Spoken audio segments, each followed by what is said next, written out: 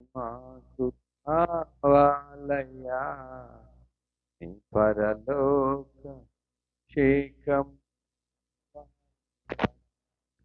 ప్రార్థన శక్తి మాకు కావాలయ్యా నీ పరలోక అభిషేకం కావాలయ్యా యేసయ్యా కావాలయ్యా నీ ఆత్మ అభిషేకం కావాలయ్యా యేసయ్యా కావాలయ్యా నీ ఆత్మ అభిషేకం కావాలయ్యా ప్రార్థన శక్తి నాకు కావాలయ్యా నీ పరలోక అభిషేకం కావాలయ్యా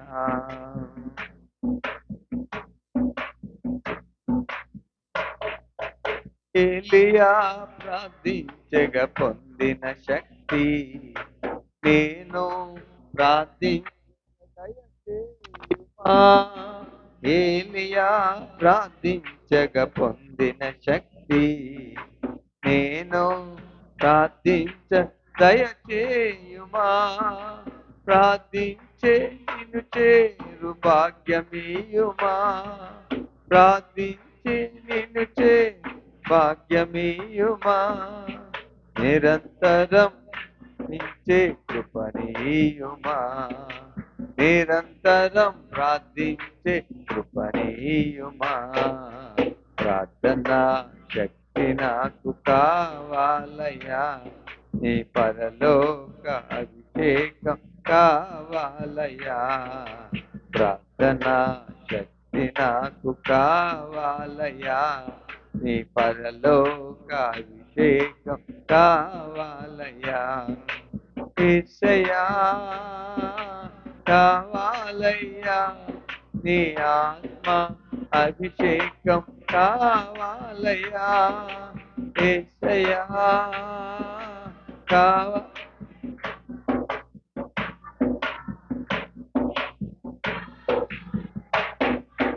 ప్రార్థన శక్తి నాకు పరలోక అభిషేకం కావాలయ్యా ప్రార్థన శక్తి నాకు కావాలయ్యా నీ పరలోక అభిషేకం కావాలయ్యా హల్లెలూయా దేవుని మహాకృపను బట్టి ఈ పునరుద్ధానపు ఆరాధనలో మనలను ఉంచిన దేవాది దేవునికి రెండు చేతులు పైకెత్తి దేవునికి స్తోత్రం చెప్తాం స్తోత్రం స్తోత్రం స్తోత్రం స్తోత్రం స్తోత్రం స్తోత్రం నాయన హల్లెలూయా దయచేసి గమనించండి దేవుని వాక్యమును చూసుకుందాం వచ్చి మరి మొన్న ఆదివారం దేవుని వాక్యం మనము ఏం ధ్యానించుకున్నాం బలారాధన క్రమంలో దాని కొరకు మనము దేవుడు మనతో ఏం మాట్లాడాడు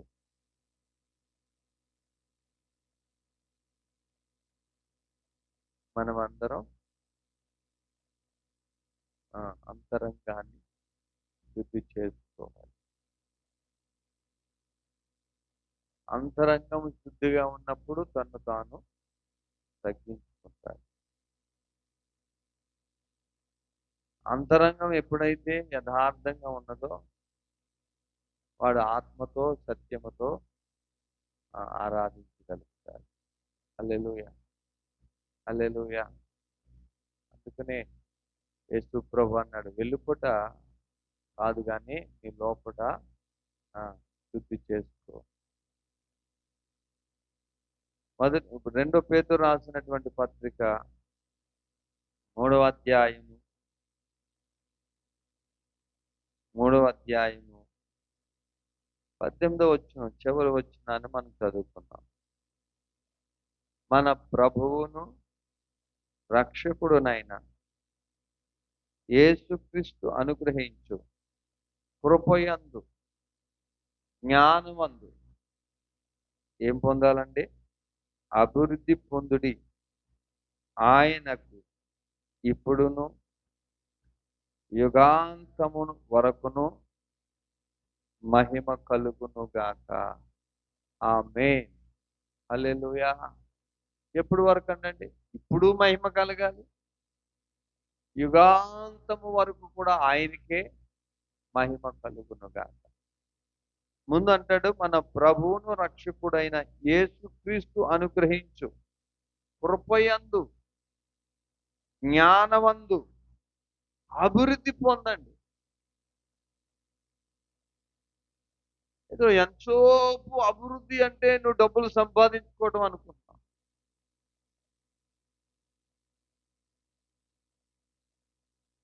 దేవుని జ్ఞానమందు నువ్వు అభివృద్ధి చెందాలి. దేవుని కృపయందు, కృప వెంబడి కృపను పొందుకోవాలి. అదేమి అక్కర్లేకుండా మనం ఎంతసేపు అభివృద్ధి అంటే ఏమనుకుంటున్నామంటే ఇల్లు కట్టుకోవడం అభివృద్ధి, పెళ్లి చేసుకోవడం అభివృద్ధి, వాహనాలు కొనడం అభివృద్ధి అనుకుంటాం. కానీ ఇక్కడ పేతురు గారు అంటున్నాడు, దేవుని జ్ఞానమందు కృపయందు నువ్వు అభివృద్ధి చెందు, అభివృద్ధి పొందు.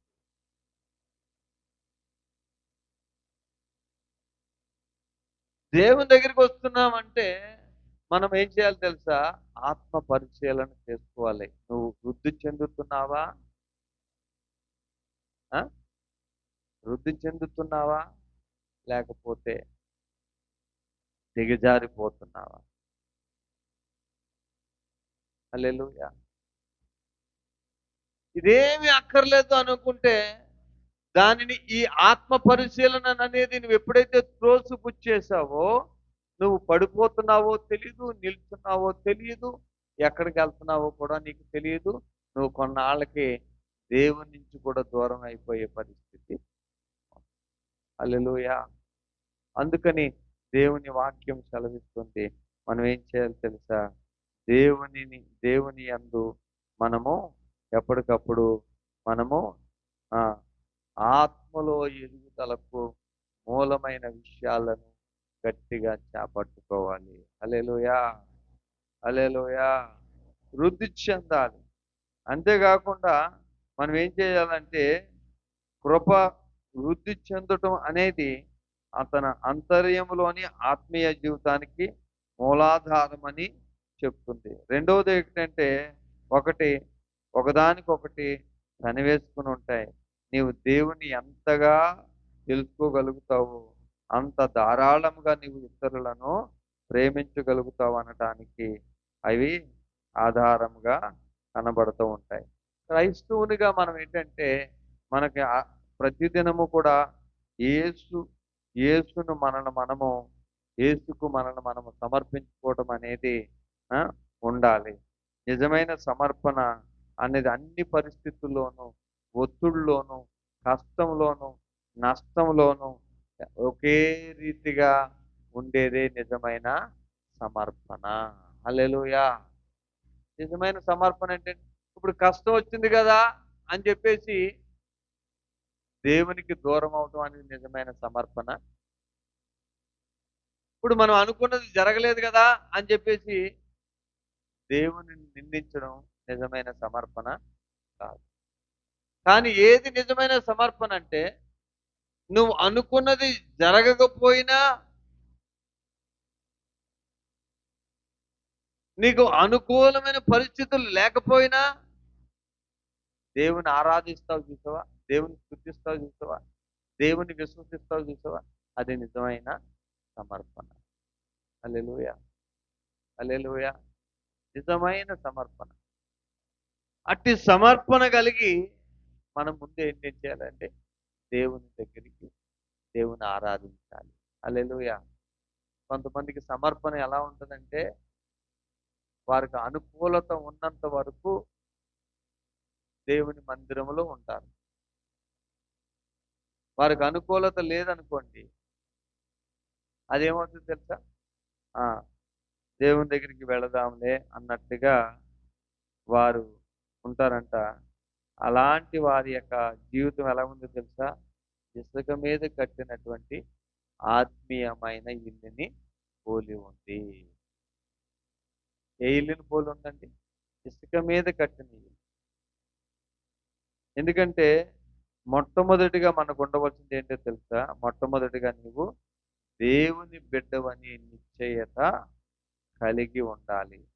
దేవుని కుమారుని నామమందు విశ్వాసముంచు నీవు నిత్య జీవము గలవాడవని మనము నమ్మాలి.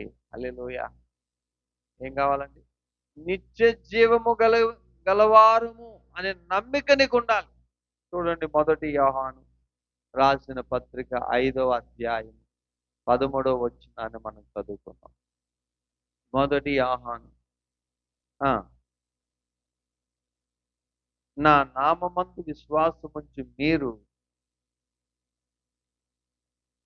నిత్య జీవము గలవారమని తెలుసుకున్నట్లు నేను ఈ సంగతులు మీకు రాయిస్తున్నాను. ఆయనను బట్టి మనకు కలిగిన ధైర్యమేమనగా ఆయన చిత్తానుసారంగా మనం ఏది అడిగినను ఆయన మన మనవి ఆలకించునను అనుననిదియే. ఏమి అడిగినను ఆయన మన మనవి ఆలకించునని ఎరిగిన ఎడల ఆయన్ని వేడుకున్నామని కలిగినవని ఎరుగుదుము. హల్లెలూయా. అంటే ఆయనను వేడుకుంటే దొరికేవన్నీ మనకి కలిగినట్టే కదా. మొట్టమొదటిగా మనము ఆత్మీయతలో ఎదగాలంటే ఒక నిశ్చయత ఉండాలి. నిశ్చయత ఉండాలి. మనం ఎవరు? దేవుని బిడ్డలము అనే నిశ్చయత నీకు ఉండాలి. మన పాపములు ఆయన రక్తములో కడగబడిన వారమని, పాపములు క్షమించబడిన వారమని, నిత్య జీవమునకు వారసులమని నిశ్చయత నీకు ఉండాలి. ఉన్నప్పుడు ఏం చేస్తా తెలుసా? ఆ నిశ్చయతతో నువ్వేం చేస్తా తెలుసా? నేను అడిగినవన్నీ నా ప్రభు నాకు ఇస్తాడనే ధైర్యం నీకు ఉంటుంది అనమాట అండి. ధైర్యం నీకు ఉంటుంది. హల్లెలూయా, హల్లెలూయా, హల్లెలూయా. కొంతమంది ఏం చేస్తారు తెలుసా? వీళ్ళు ప్రార్థన చేయరు. పరిస్థితులకు భయపడిపోయి వాళ్ళని ప్రార్థన చేయమంటారు, వీళ్ళని ప్రార్థన చేయమంటారు, వీళ్ళు ప్రార్థన చేస్తారు. అంటే నీ గురించి ఎంతమంది ప్రార్థన చేసినా నీలో ఉన్న అవిశ్వాసమును బట్టి దేవుడు ఏ కార్యము చేయలేకపోతాడు. అదే ఒక నిశ్చయత నీకుంటే ఏమవుతుందో తెలుసా? దేవుడు కార్యం చేయడం మొదలుపెడతాడు. అందుకే ఈ 1 యోహాను రాసిన పత్రికలో అంటున్నాడు కదా, అందరూ తెలుసుకోవటానికి ఏంటో తెలుసా? మీరు నిత్య జీవమునకు వారసులు. హల్లెలూయా. అంటే ప్రభువుని నమ్మిన వారు, ప్రభుని విశ్వసించిన వారు ఎవరంటే నిత్య జీవమును గలవారు. ఆయన నామమున ఏది అడిగినా అది మనకు అనుగ్రహించబడుతుందని నమ్మకం ఉండాలి, నిశ్చయత ఉండాలి. అంతేగాని నేను అడుగుతున్నాను దేవుడు నాకు ఇస్తాడంటావా అనే అనుమానం, దేవుడు నాకు చేస్తాడంటావా అనే అనుమానం, ఇలాంటి అనుమానాలతో అడిగితే దేవుడు ఇస్తాడా?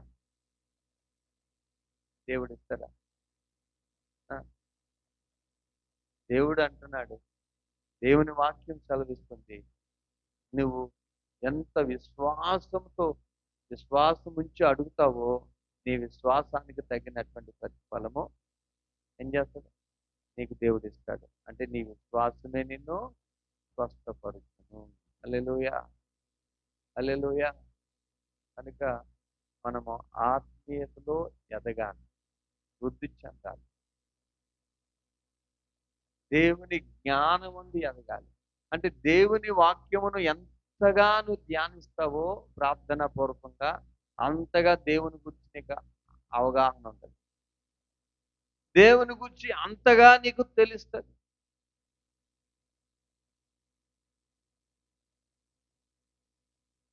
ఇప్పుడు దేవుని యందు నువ్వు నమ్మిక ఉంచినప్పుడు ఆ సమర్పణతో కూడిన అటువంటి విధంగా నువ్వు నీ పనిని జరిగించినప్పుడు అదేమిట మనము విశ్వాసము ద్వారా నీతిమంతులుగా తీర్చబడతామనే దేవుని వాక్య బోధనను తిరిగి నొక్కి చెప్పవలసిన అవసరం ఉన్నది.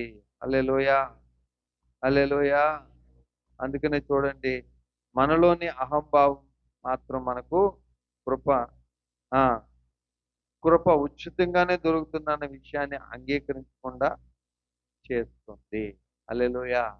మనలో ఉన్న అహంభావం, మనలో ఉన్న గర్వం, ఆ కృప ఉచితంగా దొరుకుతుందా?